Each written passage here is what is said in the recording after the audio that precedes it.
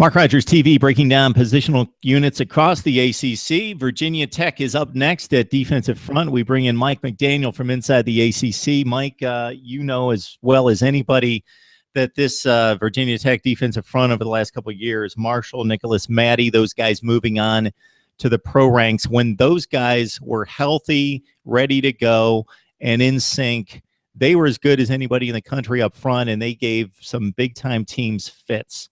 Absolutely. The whole issue, though, is that they were never really healthy, at least not all at one time. What we saw with Virginia Tech over the last few years is that defensive front that you just alluded to never seemed to be healthy at the same time. It was generally different guys ready to play at different times. When they were all healthy, they could bring it. Of course, Maddie and Marshall on the interior, Ekanum and Daddy Nicholas, of course, a defensive end, and I guess the one guy we can start with talking about Virginia Tech's defensive line is Ken Ekanum, because he's the one returning starter that has a ton of playing experience behind him. He only had 39 tackles last season after the 53 tackles he had in 2015, excuse me, the 13-14 season, where he was kind of just came out and was one of the key guys on that defensive front for Virginia Tech, and that was a conventional Bud Foster defense, one of the top 10 or 15 units in the country. Last year, of course, they had a bunch of injuries, not just up front to the guys that we just alluded to, but also in the back end of the secondary, which contributed to Virginia Tech falling to 44th in the country in total defense, which is still more than adequate, especially in the ACC. But when considering where Virginia Tech's been in the past, 44th is quite the fall from a top 15, top 20 defense that they conventionally have. They were yielding nearly 5.6 yards per play last year, almost 370 yards per game, and they allowed 40 touchdowns offensively, which is the most they've allowed in the last 4 years. So when looking at Virginia Tech's defense, it all starts up front with that pass rush, and Ken Ekanum at defensive end is going to be a big part of it. Additionally, Vinny Mahota, who's going to be stepping in at the opposite defensive end. He's a guy that hasn't gotten a ton of playing experience in the past, but he's been a rotational piece behind Ekanum and Daddy Nicholas when Nicholas was still at the school. Mahota is a guy who's going to be a redshirt sophomore, still kind of getting his feet wet in ACC football play. But he's a guy who I think is going to be a big indicator as to whether or not Virginia Tech is going to have a lot of success up front this year.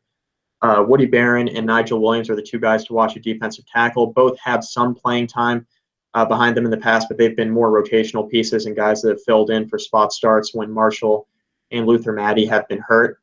When considering Nigel Williams, he had a good year 2 seasons ago, but last year really didn't play much of a role, if at all. He played in all 13 games, but recorded less than 15 tackles. So he's a guy that will be looking to step in, kind of have a bigger role this year. With Nigel and Woody Barron, the amount that both of them play is going to be more of a rotational front. I think if Virginia Tech goes to a 3-3-5 defense that they've been playing for the better part of the last 3 or 4 years with Bud Foster, as more teams within the ACC have evolved into more of a pass-happy offense, I think Woody Barron is likely to be the starter, but I think Nigel Williams will definitely get a ton of playing time. As far as two guys to watch that will definitely be in the rotation for significant playing time behind the 4 guys I just mentioned, Seth Dooley, he's a defensive end, redshirt junior. He only has 9 career tackles over his 2 seasons in Blacksburg that he has played. He suffered a shoulder injury this past spring, ended up having surgery on it. He expects to be ready for the start of the season, but what kind of role he'll play, at least in the first 3 or 4 games, kind of remains to be seen as the health of his shoulder continues to improve. And the one guy that everybody loves to talk about, he was one of the biggest recruits that Virginia Tech's gotten on the defensive side of the ball in the last 5 or 10 years. It's Tim Settle, and he was one of the top recruits in the country in the 2015 recruiting class. He's going to be a redshirt freshman defensive tackle. He's likely to also play a role with Woody Barron and Nigel Williams.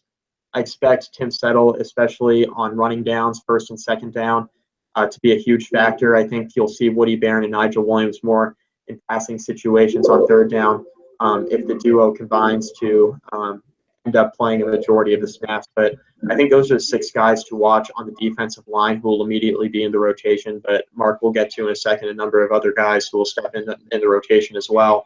Likely provide good depth options for the Hokies. Yeah, Mike, when you definitely look through the recruiting rankings and who Justin Fuente and his staff has brought in this past recruiting class, and then going back to 2015, Settle's the one guy that really jumps out as an accomplished guy that's highly touted, ready to roll. Some other guys, though, that rank pretty high in the last 2 classes, Jimmy Taylor, Gerard Hewitt at D end and D tackle, also Darius Fullwood, Trevon Hill from the previous class. Some depth possibly, and maybe one of them breaks out and becomes an impact player. Yeah, so Jimmy Taylor is a really interesting guy because he's a true freshman. He was one of the top recruits in this past year's recruiting class. Definitely a guy at defensive end who I think can make a difference, especially if Seth Dooley steps in and isn't as healthy as we all think he might be heading into the fall coming off that shoulder injury. If Dooley proves that he can't stay healthy, I think Jimmy Taylor is the one guy at defensive end who could step in because he has a ton of talent behind him coming out of high school as one of the top-rated recruits out of that class. Defensive tackle Gerard Hewitt, like you alluded to. There's defensive tackle Ricky Walker and Steve Sobczak as well. The latter two guys are both redshirt sophomores. You got defensive end Darius Fullwood as well. There are a lot of really good young defensive tackles and defensive ends who want to come to Blacksburg and play for Bud Foster's defense, as we alluded to. The whole issue here is that a majority of the players that we've mentioned, top to bottom, from the starters on down, are very young, with the exception of Ekanum, Woody Barron, and Nigel Williams. So 3 out of those top 5 or 6 guys are going to be entering their final season in Blacksburg. But the rest of their roster, we're looking at multiple years remaining of potential playing time here. So I'm not sure how the rotation will end up stacking out when it's all said and done. But I think the 6 guys we just mentioned, that's Ekanum, Mahota, Woody Barron, Nigel Williams, Seth Dooley, and Tim Settle will likely be guys that will be in the top 5 or 6 in the rotation. And after that, the depth options are numerous. So it all comes down to how they perform in camp and how they continue to improve as the regular season wears on. Yeah, the Hokies plucked Taylor and Fullwood out of North Carolina. And if you look at Darius Fullwood and Trevon Hill's rankings from 24/7 Sports in the 2015 class, both rated in the top 20 at their position, so highly thought of coming out of high school. But if you're looking at, proven production that comes back from the 2015 team, it's pretty much Ken Ekanum that had the 8.5 tackles for loss, 4.5 sacks, that was a productive, disruptive player in the opponent's backfield. But from there on, you size it up well for us, Mike, but not a whole lot of proven guys that have made big plays in the ACC outside of Ekanum. Yeah, definitely. So I think when it all comes down to how the defensive line is going to perform, it's going to start with Ken Ekanum, and then how Vinny Mahota is going to do opposite him. What we saw last year when Ken Ekanum struggled compared to a season they had 2 years ago is the fact that Daddy Nicholas was never able to get on track last year, and that was a huge reason why Ken Ekanum ended up struggling. When the duo 2 seasons ago was performing at their best, it was when both were playing extremely well, kind of playing off each other on either defensive end. So it's going to be a big year for Ken Ekanum and Vinny Mahota to get that pass rush off the edge in order for the Hokies to be more successful in the secondary and for everybody to stay healthy long term.